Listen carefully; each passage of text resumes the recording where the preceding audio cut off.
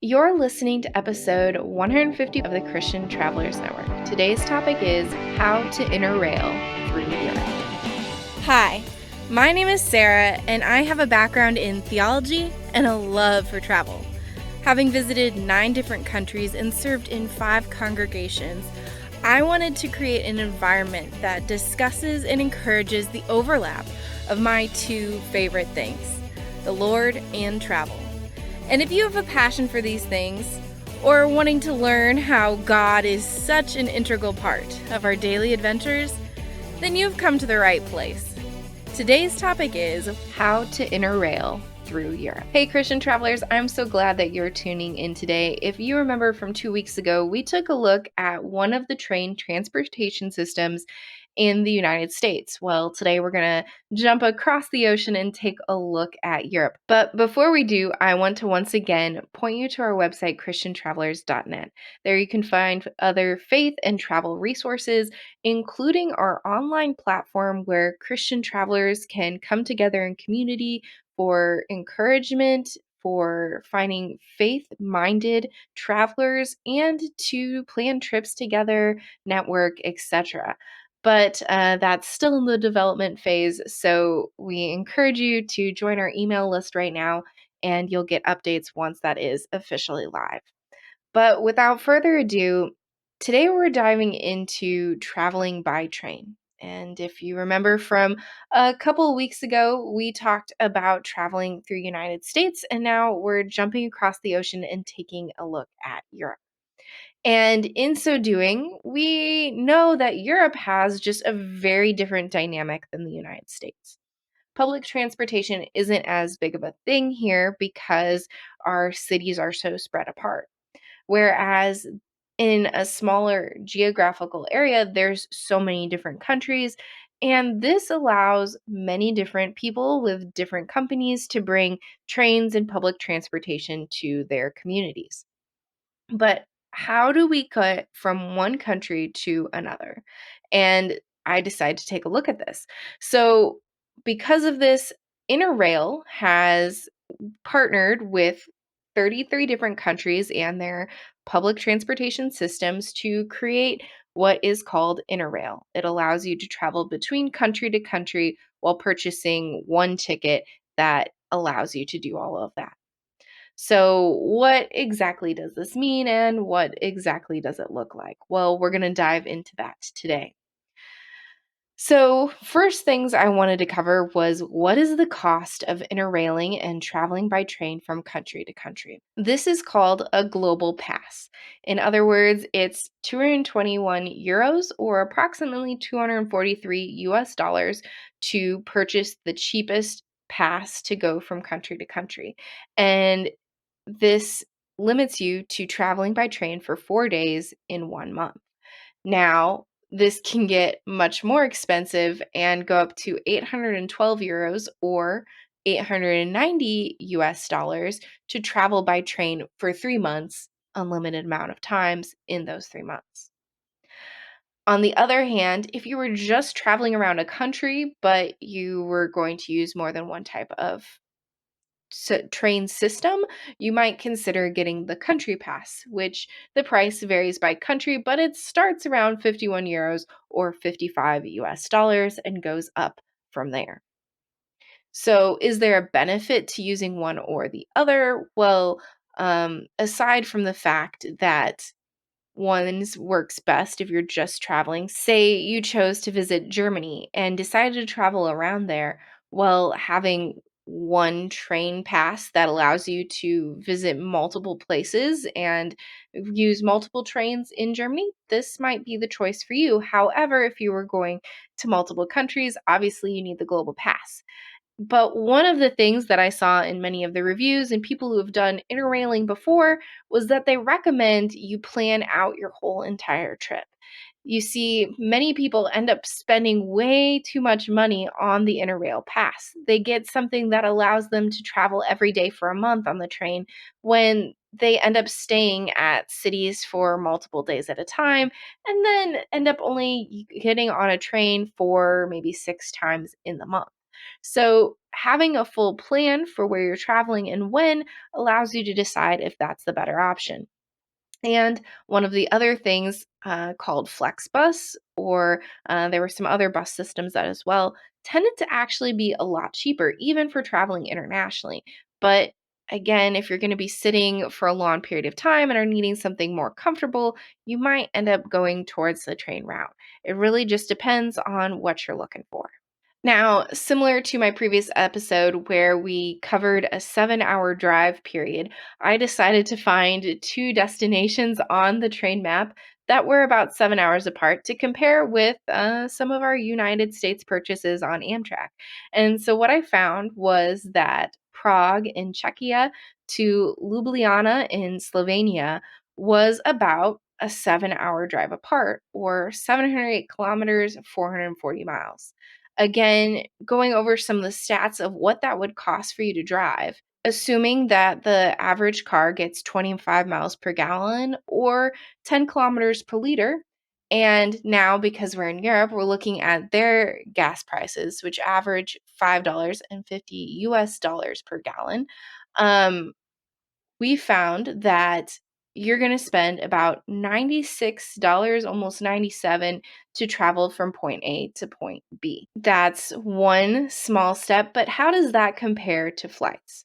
Well, flying one way I found was approximately $150 and only 3 hours and 20 minutes. So, a little bit more, but you're paying for that in terms of a faster time to get there.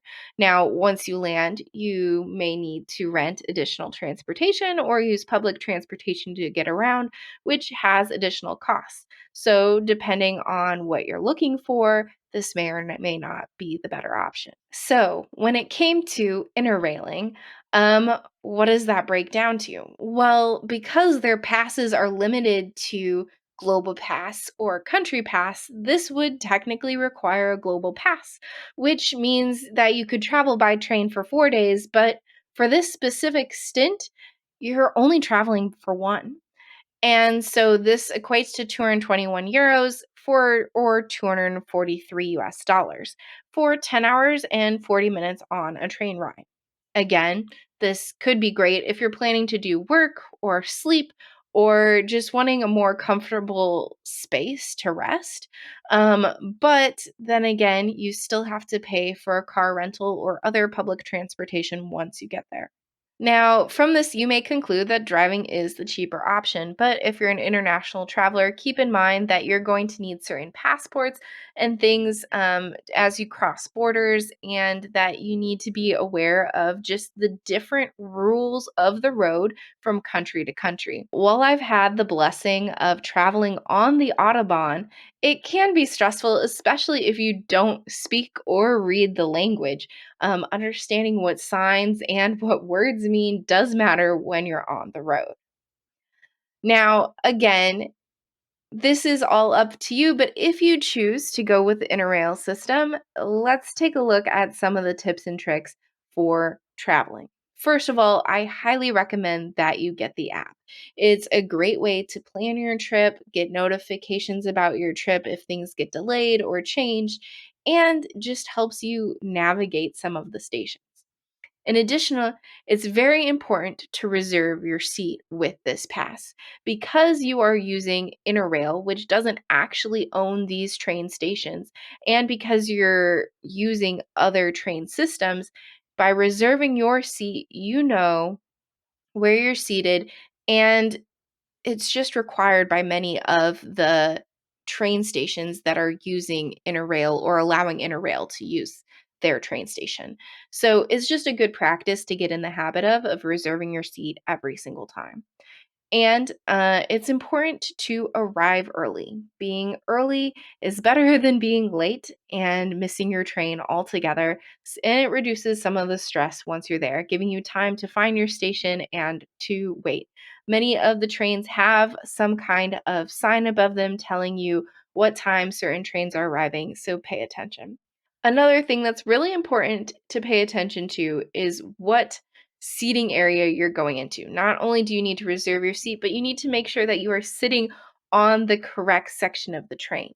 Many of the trains have numbers labeled on them, like a 1 and a 2, meaning that part of the train is going to split off and go a different direction. One may continue on while another may turn and go a totally different way. And if you end up in the wrong section, you're likely going to end up at the wrong station. Another important thing is to make sure that your ticket is punched or approved, depending on where you're at. Um, Many of the tickets do not actually count as purchased unless they have a specific stamp, especially like in a subway system or just different public transportation in Europe.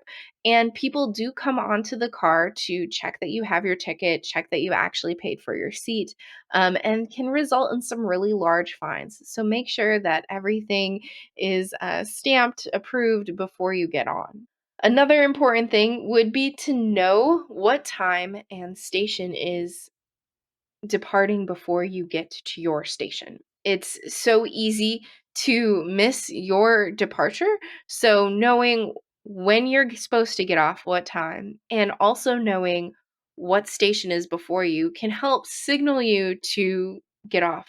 Sometimes stations aren't even announced, although, in my experience, they typically were, but at some point it's possible that something doesn't get announced and you miss your stop. So, paying attention to the time and what station departs before you can help keep you in the awares of when you need to get off. And then two maybe typical suggestions from me would be one to find a church near your train station, whether it's before you depart or when you arrive. Knowing when worship services are, Bible studies just helps you orient yourself to the community and begin to make some friends right off the bat. And worshiping with the Lord can take some of that stress out of the travel process.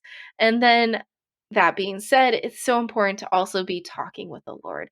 Including all of your travel plans in prayer and just lifting them up to Him is such an important part.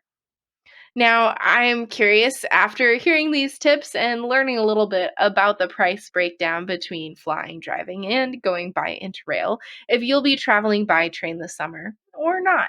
Go ahead and share your thoughts in the comments below. And if you've ever done interrailing, we'd love to hear your story as well. Thank you so much for listening to today's podcast episode. I want to once again point you to our website, christiantravelers.net. There you can sign up for our email list and be one of the first people with access to our Amtrak and hopefully Europe list of train stations and worship services near them. It's an ever growing list, and we know it will continue growing even once our platform goes live, but you'll have access to it first. So we encourage you to sign up for that. Not only that, you'll get to connect with other travelers and hear their stories, plan trips together, and more. Thank you so much for listening today. And I encourage you to hit the subscribe button, leave a review, and until next time, safe travels and God bless.